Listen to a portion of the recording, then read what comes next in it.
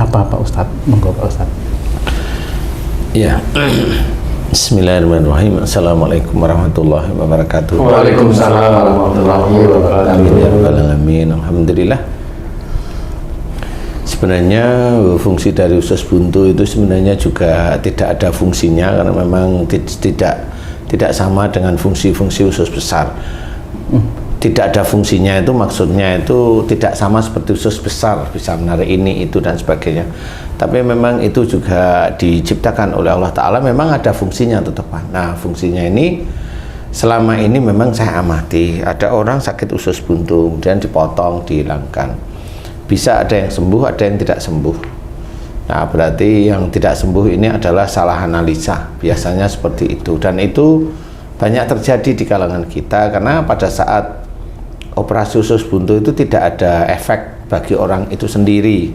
Beda karena kalau yang diambil itu adalah usus besarnya, nah itu beda. Yang diambil itu empedunya umpamanya, beda yang diambil itu organ ginjalnya, itu beda. Jadi usus buntu ini menurut para dokter ini memang tidak terlalu berpengaruh terhadap fisik gitu, ya. Jadi fungsinya di tubuh itu tidak begitu tampak lah. Nah, cuma kalau dari sisi akhlak itu tetap ketemu. Jadi kalau ada seseorang usus buntu itu sudah membengkak, abses, radang, infeksi, nah ini dari mana? Padahal tidak ada. Kalau orang-orang zaman dulu kan, oh kesimpulan biji jambu biji gitu. Masukkan biji lombok gitu Pak Ustadz. Sehingga bengkak gitu. Iya, masukkan biji lombok. Emang mata kamu kan gitu ya, kalau kena biji lombok itu kan bengkak matanya ya. Perih.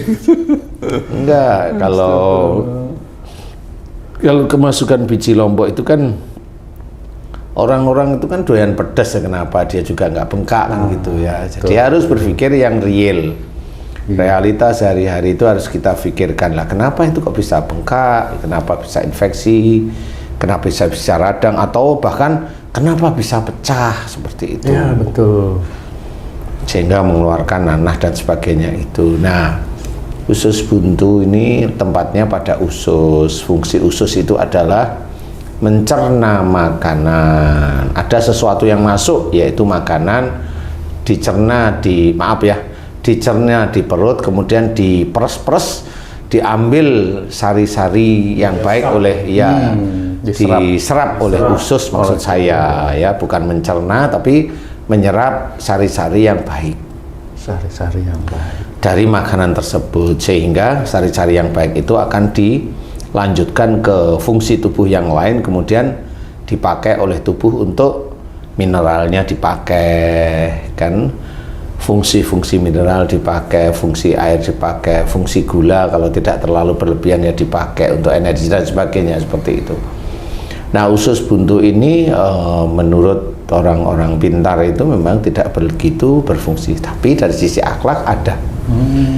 Jadi karena memang usus itu sendiri itu fungsinya adalah menyerap hal-hal yang baik dan juga mengeluarkan sesuatu yang tidak baik. Tidak baik itu maksudnya sisa makanan ya, bukan tidak baik yang berhubungan dengan usus langsung ya, yang berhubungan dengan usus. Nah, seseorang itu kalau dia belajar dari sisi agama Islam, dari sisi syariat, itu mirip seperti fungsi usus itu sendiri. Fungsi usus itu ya mampu menyerap hal yang positif dan nanti mengeluarkan yang tidak berguna istilahnya. Manusia harus seperti itu. Jadi umpamanya Haji J nih digoda dengan wanita cantik, manfaat nggak di dunianya? Hiburan, jadi hiburan, bener ya? Jadi hiburan. Kalau istrinya jengkelin, godaan ini menjadi harapan. Harapan digoda ya. Harapan digoda. Nah, ini juga sama, Tung juga sama. Kalau kamu digoda wanita, itu gimana coba? Ya, kadang-kadang tergoda Pak Ustaz. Karena sesuatu itu tadi, itu kondisinya gimana coba? Kondisinya itu mungkin di rumah itu pada diam-diaman. Jadi menggodakan diri ya. Ya itu Itu hubungannya dengan usus ada nggak itu Pak? Ya ada. Astagfirullah. Ya, Sebenarnya ya. kenapa saya bertanya ini? Ya itu sama seperti itu. Jadi sebenarnya kalau memang itu tidak manfaat, kan nanti akan ada penolakan atau mamanya dilempar atau dibuang, kan seperti itu. Makanan dicerna oleh lambung, kemudian diputar ke usus ya, usus halus, usus 12 jari, kemudian usus besar. Itu sebenarnya itu kan nanti diserap. Nah, kalau memang HJJ digoda dengan wanita, ini sama seperti makan sesuatu yang tidak manfaat. Apa kelereng namanya? Itu kan makan kelereng itu kan nanti keluar kelereng aja ya. Gitu. Jadi ada yang tidak begitu manfaat. Kemudian kalau mamanya tergoda ya sama. Berarti yang tergoda itu memang bisa dicerna oleh kehidupan sehari-hari. Dipikirin daripada istriku ini begini-begini, gimana kalau ini gitu. Jadi fungsi usus itu sebenarnya adalah mencerna, memisahkan antara yang baik untuk tubuh, kemudian juga yang tidak diperlukan oleh tubuh. Yang baik dia akan dicerna kembali, kemudian yang tidak baik dia akan keluarkan. Banyak, salah satunya adalah gas, sehingga itu kita namakan kentut gitu. Yang kedua adalah kotoran, ya seperti itulah ya. Nah, itu fungsi usus yang baik. Jadi pada saat seseorang itu bisa mencerna persoalan di dalam keluarga, kalau mamanya HJJ digoda, istrinya baik, nggak terlalu diribetin. Jadi itu berarti memisahkan. Oh ya, istri saya baik, ngapain saya harus mau digoda mamanya? Kalau mamanya digoda, dilihat keluarganya. Kalau keluarganya baik, ya nggak mau digoda ya alhamdulillah. Maaf Pak Ustadz, apakah godaan itu juga bisa datang dari istri dan anak-anak di dalam keluarga itu Pak Ustadz? Sama, itu kan karakter ya nanti ya. Kalau ini hanya analogi. Faktor luar. Faktor luar. Sebenarnya ini hanya analogi sebenarnya. Jadi sesuatu yang tidak baik, nah, saya anggap itu godaan itu sesuatu yang tidak baik.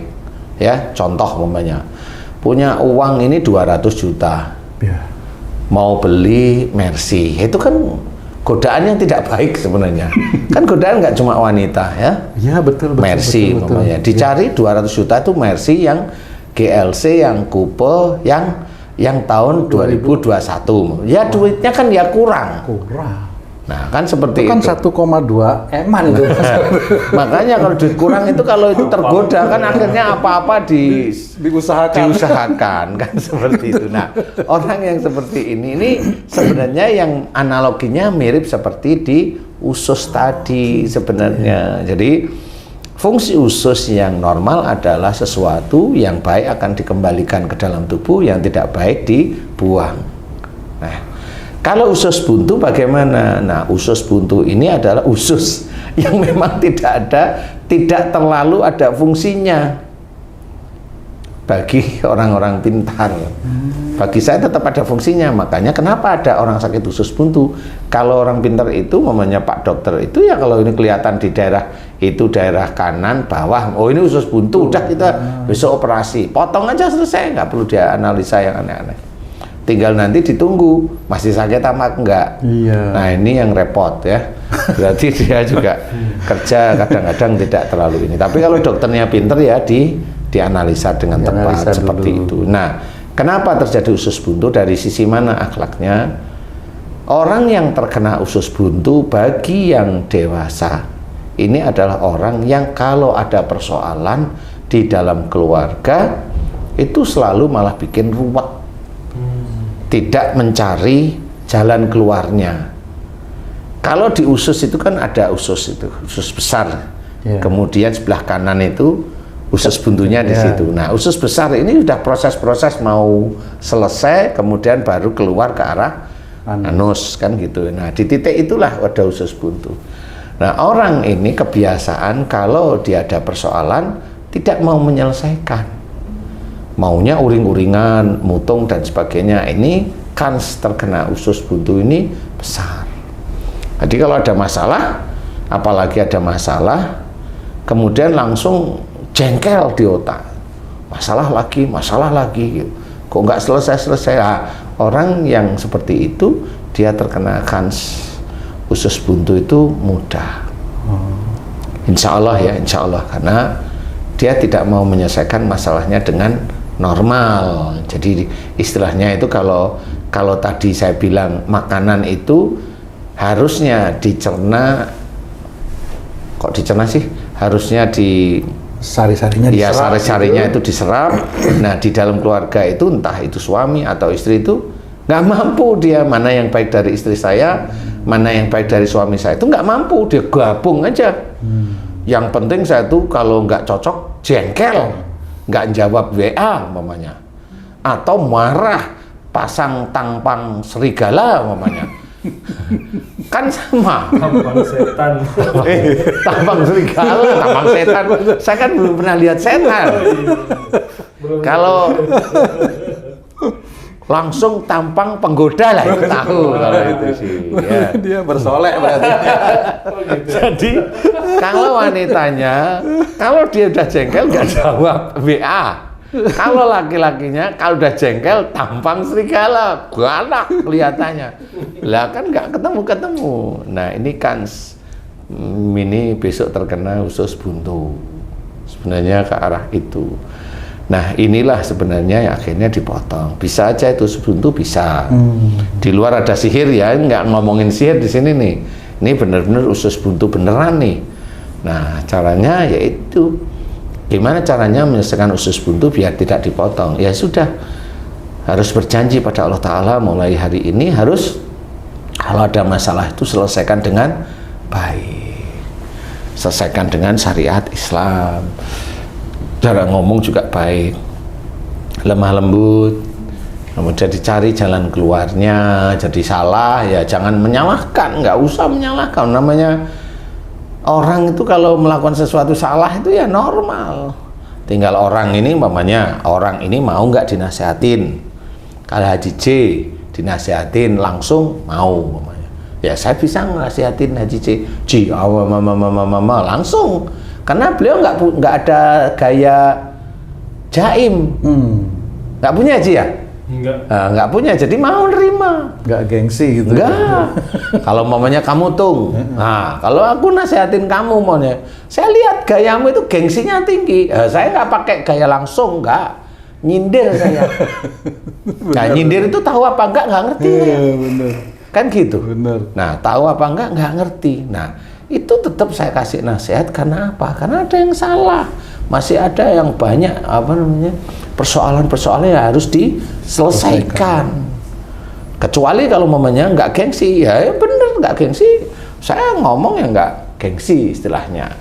Jadi harus belajar kalau ada persoalan dalam rumah tangga, belajar diselesaikan dengan baik. Kalau memang antara mamanya Haji J dengan istrinya, ini kayaknya harus ada orang tengah deh. Harus ada hakam, harus ada orang yang bijak untuk menyelesaikan saya dengan istri saya. Ya cari orang bijaknya. Sehingga itu nanti bisa mau kemana nih? Mau istrinya Haji J itu mau solehah beneran ya bener-bener pahami. Apalagi kalau istrinya Haji J itu ngajari ngaji, membaca Quran semuanya. Lah kan ngerti berarti tentang agama Islam. Ya harusnya paham tentang kehidupan sehari-hari. Kalau nggak paham, ya dibikin gimana caranya paham. Gimana cara paham itu bukan nggak tahu tuh sih mukanya dibelepekin ke air ya, jangan itu memaksa itu ya. Intinya gimana caranya paham itu pakai trik, di mana trik itu agar dia menjadi solehah umpamanya. Kayak kamu tuh umpamanya sama, gimana kamu itu kaku, istrimu kaku, anak-anakmu juga kaku dan sebagainya. Gimana ini caranya bisa selesai nih keluarga? Loh kalau kamu itu hanya cuma ngomongin di empat nyawa di sini, ya nggak bisa keluar, nggak ada yang mau nggak ada yang mau ngalah di titik itu. Kamu mau ngasih tahu apapun ya nggak akan digubris. Sana mau ngasih tahu kamu ya nggak buat kamu gubris. Karena apa? Karena nggak di sini nggak ada hakim di sini. Nggak ada hakim. Jadi ya kalau ngomong ya ngomong aja menurut kamu selesai, menurut sana selesai, menurut anakmu selesai. Padahal kalau dilihat tidak ada yang selesai itu, gitu. Nah inilah yang akan menjadi masalah nanti di usus buntu. Insya Allah itu seperti itu. Nah itu tergantung, umpamanya anakmu cuek, ya dia tidak terkena usus buntu lebih awal. Lebih awal. Lebih awal. Tetap mengintai nih Tapi Pak Ustadz, mengintai ya? aja nanti. Gitu. Walaupun ini nggak jadi doa, umpamanya nggak taunya dia dapat suami atau dapat istri jengkelin. Nah, ini udah kepancing terus. Kalau mamanya dulu anakmu yang laki atau yang perempuan, kalau ngomong sama kamu nggak kamu gubris, kan jengkel nih udah. Jadi persoalan itu tidak pernah selesai. Sekarang terbalik Pak Ustadz. Gimana? Saya yang ngomong nggak digubris. Wah, ini dibalik nih, tapi ini yang salah. astagfirullah. Yang ini yang salah ini kayaknya gurunya yang. Saya langsung astagfirullah. Berarti udah impas nih. Belum juga ternyata. Tetap ada persoalan. Iya, tetap sehari-hari kan ujian. Jadi ya tetap. Makanya caranya menyelesaikan usus buntu adalah ketahui persoalannya itu apa. Yang menjadikan marah di dalam keluarga itu apa. Kayak Haji J mempunyai persoalan dengan istrinya. Haji J emang nggak marah, tapi kan gedek aja. Nah ini insya Allah nggak jadi usus buntu, tapi masalah yang lain mengintai gitu. Ya, usus buntu nggak, tapi masalah yang lain mengintai. Apa itu Pak Ustadz kira-kira? Ya belum tahu saya, kan belum terjadi. Udah takut. Maaf ya Ji, maaf. Paling tidak itu yang mengintai itu adalah akhiratnya nanti. Masya Allah. Jadi tetap harus diselesaikan persoalan demi persoalan, karena persoalan itulah ujian. Betul. Persoalan di dalam keluarga itu ujian di dalam keluarga harus diselesaikan dengan syariat agama Islam yang baik, sehingga itu menjadi pahala, sehingga itu menjadi lulus di hadapan Allah Ta'ala. Itu cara-cara Islami. Kalau dibiarin namanya cuek. Kalau Kena masalah yang lain lagi nanti. Kena masalah lain lagi ya cuek lagi, akhirnya cuek gitu. Akhirnya nggak selesai semua masalah gitu. Jadi masalah datang itu biarin, nanti selesai sendiri. Padahal yang itu selesai karena Allah ingin bikin masalah baru aja, ujian. Selesai aja karena dibiarin. Tapi kan ujian nggak bisa, sehingga pahala di dalam rumah tangga itu nggak dapat semua. Ya istrinya nggak dapat, suaminya nggak dapat, sehingga di dalam berumah tangga ini yang mana nih mau ku anfusakum ba'alikum naro nggak ketemu. Jadi ayat itu nggak ketemu, sudah mau dicari kemana nggak ketemu nih. Kayaknya nggak bisa deh saya, gitu. Nah ini yang menjadikan nanti menjadi sumber, jadi salah satunya adalah usus buntu. Ya. Ustaz, kalau seseorang sakit usus buntu kemudian dioperasi dipotong, tapi akhlaknya nggak berubah, tetap seperti penyebab usus buntu tadi itu, meningkat ke penyakit apa tuh biasanya? Biasanya meningkatnya ke penyakit ya besok itu bisa menjadi tumor atau kanker usus. Kan itu persoalan dalam keluarga yang intinya kalau nggak ada jalan keluar itu maunya marah, diem tapi marah. Besok pas marah keluar ya bisa dikeluarin. Itu kan biasanya kalau orang muslim rata-rata kalau sudah melakukan hal tersebut itu kan jarang taubat kepada Allah Ta'ala, bahwa yang dilakukan tadi, kemarinnya lusa dan sebagainya itu sebenarnya itu dosa. Tapi lewat begitu saja. Lewat begitu saja karena memang nggak ngerti kalau yang habis dilakukan itu dosa. Taunya yang itu amal ibadah itu sholat, taunya itu. Padahal kalau sholat itu paling hanya 5 menit. Pada saat dia marah sama istrinya, itu bisa berjam-jam itu. Berhari-hari malah bisa berhari-hari. Jadi kalau ibaratnya dihisap pada saat itu tekor, sehingga dari mana? Kalaupun umpamanya dikatakan, loh kalau sholatnya baik kan semua perilakunya dianggap baik. Nanti dulu. Kalau memang sholatnya baik berarti dia sudah mengamalkan sholat itu. Iya, sehingga dia dalam sehari-hari insya Allah perilakunya baik. Tapi kalau dia sudah sholat, tekun, rajin, tapi perilakunya masih emosional, masih gedek, masih ini, masih itu. Lah kan aplikasi dari sholat ini nggak ngerti apa yang dikerjakan dari sholat, nggak ngerti. Sehingga itu tetap menjadikan hadis tersebut dari riwayat Tirmidzi insya Allah tidak bisa dipakai. Hanya maunya kalau sholat itu baik, nanti amal perbuatannya dianggap baik oleh Allah Ta'ala.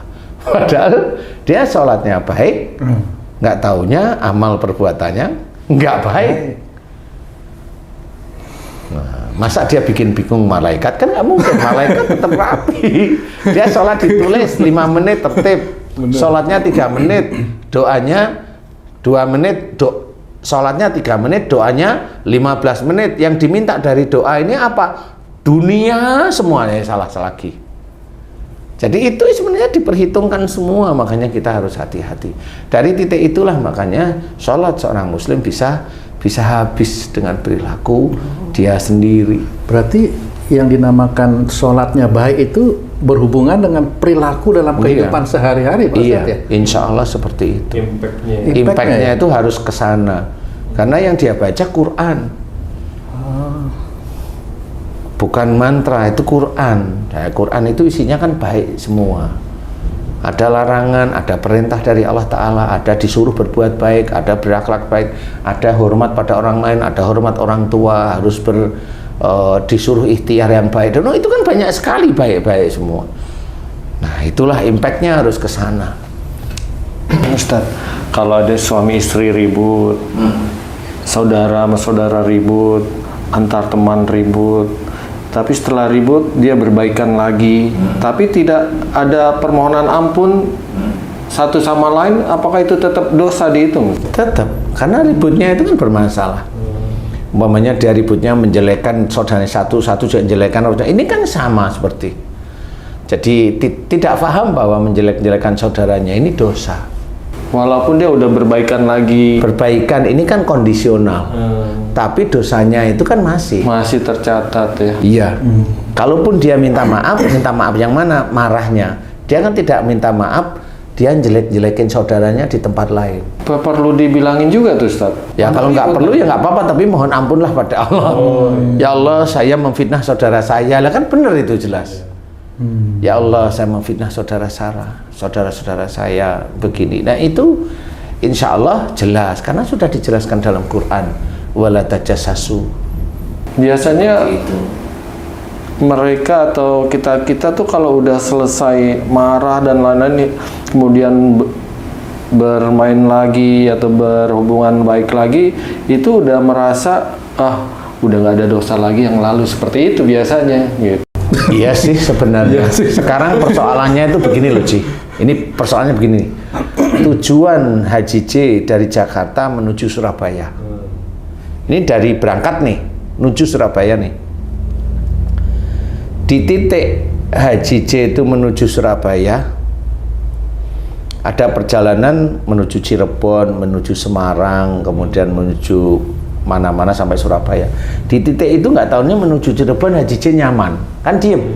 Tujuannya ke Surabaya kan dianggap tidak ada. Tapi kan sebenarnya tujuannya kan belum selesai di Surabaya itu. Pada saat ini nyaman sampai Surabaya, padahal di Cirebon nyaman, di Semarang nyaman, di Tuban nyaman, di umpamanya gitu ya. Akhirnya ke semua tempat ini nyaman, tapi di titik di Surabaya Haji J nyaman. Nyaman ini sebenarnya sama seperti Haji J itu melakukan suatu perbuatan dengan saudaranya bertengkar, tapi berbaikan, ya. Berbaikan itu nyamannya. Kan Haji J itu kan harus ada persoalan dari Surabaya kembali ke Jakarta. Nah, kembali ke Jakarta itu apa? Harus difahami bahwa saya kemarin di Cirebon begini ya, harus diingat-ingat. Saya di Semarang begini ya. Saya berhenti di sini, makan di sini, istirahat, saya sholat di sini. Kan itu diingat-ingat sebenarnya. Dalam arti harus mengambil hikmah dari setiap perjalanan itu, Pak. Iya, harus diingat apa yang dikerjakan. Jadi tidak selesai dari Cirebon, dari Semarang sampai ke Surabaya itu dianggap hilang. Sampai di Surabaya, alhamdulillah. Kamu makan di mana? Nggak tahu. Kan begitu jawaban. Kalau tadi itu mamanya udah rukun lagi, persoalannya kan nggak tahu. Padahal di situ ada makan, ada macam-macam di situ. Banyak kejadian-kejadian. Ada kejadian-kejadian. Nah, sama di titik seseorang itu pada saat dia itu berantem dengan keluarga, kemudian dia itu tidak memohon ampun kepada Allah dan tidak meminta maaf secara langsung, apa yang dia lakukan kepada saudara-saudara tersebut tetap itu dianggap dosa. Tidak bisa sewaktu kalau sudah baik itu terus gugur dosanya. Tidak ada kan, mana mohon ampunnya. Padahal diceritakan banyak di ayat bahwa Allah itu maha pengampun, tapi dia mohon ampun enggak, lagi mana mau diampuni. Bisa aja menggugurkan dosa kalau nanti sudah dihisap. Nah, ini digugurkan kalau memang dosanya lebih sedikit daripada amal solehnya. Nah, itu bisa digugurkan. Tapi kalau saat ini tidak bisa. Sama seperti umpamanya seorang yang dulunya non-muslim menjadi muslim, itu dibilang memang dalam salah satu hadis bahwa diampuni dosa-dosanya oleh Allah Ta'ala. Memang benar dia punya kelas untuk diampuni dosanya. Kalau orang mu'alaf tersebut mohon ampun. Kalau enggak, ya enggak, tetap aja dosa-dosa yang dia lakukan dulu ya tetap aja nggak dihapus sama Allah Ta'ala, menjadi catatan. Loh, kenapa itu menjadi catatan? Lah, sekarang kalau kita yakini bahwa semua manusia, muslim atau non-muslim, kan ada raqib sama atid. Dia mencatat kebaikan dan mencatat keburukan. Nah, itulah gunanya kita untuk mawas diri bahwa jangan kita itu bermain-main dengan akidah. Sehingga pada saat seseorang melakukan kesalahan, ya tobat kepada Allah Ta'ala. Walaupun tobatnya itu melebihi kesalahannya, itu malah lebih bagus. Jangan mikirin kayaknya sudah selesai lah, kan kita nggak tahu, nggak ada batas seperti itu. Jadi jangan kita menganggap bahwa rukunnya itu adalah selesai masalah. Nah, sekarang mamanya Haji C saya tanya nih, Haji C ini umpama ya Ci ya, ini dengan istri ini rukun nih. Di mata manusia kan rukun, betul ya? Rukun kemana-mana, jalan berdua, hampir tiap hari jalan berdua nih. Pertanyaan saya Haji C ini untuk pemirsa sedulur beriman nih, Haji C dengan istrinya aslinya itu rukun itu hanya sekedar biar dia tidak jengkel atau ngambek, atau memang sehari-hari sebenarnya masih banyak tugas Haji C untuk menyelesaikan dengan istri? Masih banyak tugas. Nah, masih banyak tugas, yang nyatet siapa? Malaikat kan. Nah, kalau rukun itu kan di mata manusia. Nah, di titik kalau Haji C tadi sudah cerita masih banyak tugas, kan harus diselesaikan tugasnya. Itu maksud saya. Jadi sama pada saat kita itu dulu memfitnah saudara-saudara kita, lah itu kan tugas kita harus mohon ampun kepada Allah Ta'ala atau minta maaf kepada saudara kita. Enggak cuma itu, teruskan. Karena pada saat kita itu membuka lahan untuk memfitnah saudara kita, itu bisa menjadi dosa jariyah, yang itu yang sudah diceritakan dalam Quran sulit untuk dibendung. Sehingga di titik itulah diceritakan oleh banyak ulama atau banyak ustadz bahwa seorang muslim itu pasti masuk neraka itu karena itu salah satunya. Kalau dosa dia bisa penuhi, tapi kalau dosa jariyah sulit, karena itu terus mengalir terus. Nah, inilah sehingga dikatakan semua orang Islam masuk neraka. Nah, baru nanti dosanya selesai baru dimunculkan. Nah, kalau kita itu ingin tidak seperti itu, belajar untuk tidak memfitnah orang lain sebenarnya. Siapapun, walaupun itu seorang ulama, walaupun itu seorang ustadz, dia harus belajar mulut ini terkunci untuk memfitnah saudaranya yang muslim. Harus belajar. Kalau enggak, dia akan membawa gerbong. Membawa dia gerbong.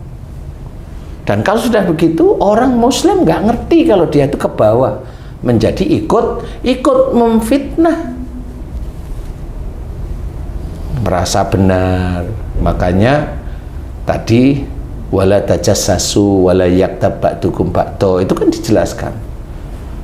Ya, dijelaskan bahwa di antara kita itu jangan merasa lebih baik daripada yang lain, karena yang lain itu bisa lebih benar malahan di hadapan Allah Ta'ala. Nggak usah. Nah, orang yang hobinya memfitnah itu kan merasa dirinya benar. Nah, itu yang harus diketahui. Jadi penyakit usus buntu tadi adalah jika dalam rumah tangga itu kalau ada masalah tidak terselesaikan, tetapi munculnya adalah marah. Kalau munculnya umpamanya kayak tipe Haji C yang tidak marah, ya nggak kena usus buntu. Seperti itu. Bukan berarti selamat dari intaian masalah itu juga begitu Pak Ustadz? Tidak kan ganti-ganti. Ganti-ganti. Kalau kamu itu mamanya kamu dari SD kelas 4 mau ujian terakhir itu kan soalnya kan macam-macam. Beda-beda. Tinggal nanti di total itu kamu lulus apa enggak kan gitu aja. Terakhir, ya. Kan mirip-mirip aja kalau kita mau berpikir realita seperti itu. Sebenarnya keimanan itu ya mirip-mirip di kehidupan Bisa dunia dianalogikan seperti itu. Bisa. Nah, Pak Ustadz, mohon maaf ini tadi kan itu dalam rumah tangga berarti suami istri. Kalau yang terkena usus buntu ini seorang anak kecil misalnya, itu bagaimana Pak Ustadz? Sama, dia orang tuanya itu kalau menyelesaikan masalah emosional, salah satu emosional bisa, dua-duanya emosional bisa. Turun ke anaknya seperti itu. Ya sebenarnya sifat itu ada pada anaknya. Cuma pada saat di titik orang tuanya itu umpamanya dia itu dekat sama Allah, dekat itu maksudnya ibadahnya tertib umpamanya ya.